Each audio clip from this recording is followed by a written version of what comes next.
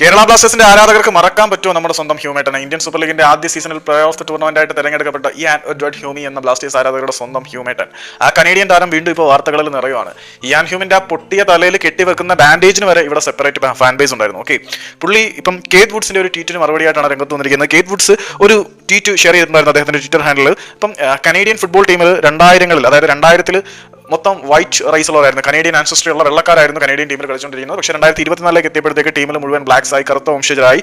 ഇത് വളരെ പരിതാപകരമായിട്ടുള്ള അവസ്ഥയാണ്, മിസ്പ്ലേസ്ഡ് പോപ്പുലേഷൻ കാനഡയിൽ നടക്കുന്നതിന്റെ റിസൾട്ടാണ് എന്ന തരത്തിലാണ് പുള്ളിയുടെ ട്വീറ്റ്. അതിനെതിരെയാണ് ഹ്യൂമേട്ടന്റെ ട്വീറ്റ് വന്നിരിക്കുന്നത്. ഹ്യൂമേട്ടൻ പറഞ്ഞിരിക്കുന്നത് എന്താണെന്ന് വെച്ചാൽ ഇത് വളരെ വെറുപ്പുളവാക്കുന്ന തരത്തിലൊരു ട്വീറ്റാണ്. എന്താണെന്ന് വെച്ചാൽ കളറിലൊക്കെ എന്ത് കാര്യമാണ് മോനെ വിടേ എന്നാണ് നമ്മുടെ ഹ്യൂമേട്ടൻ ചോദിക്കുന്നത്.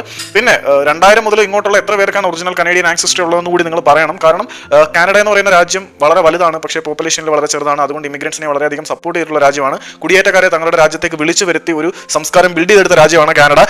അത്തരത്തിൽ കാനഡയിലുള്ള പൗരന്മാർ ഇപ്പം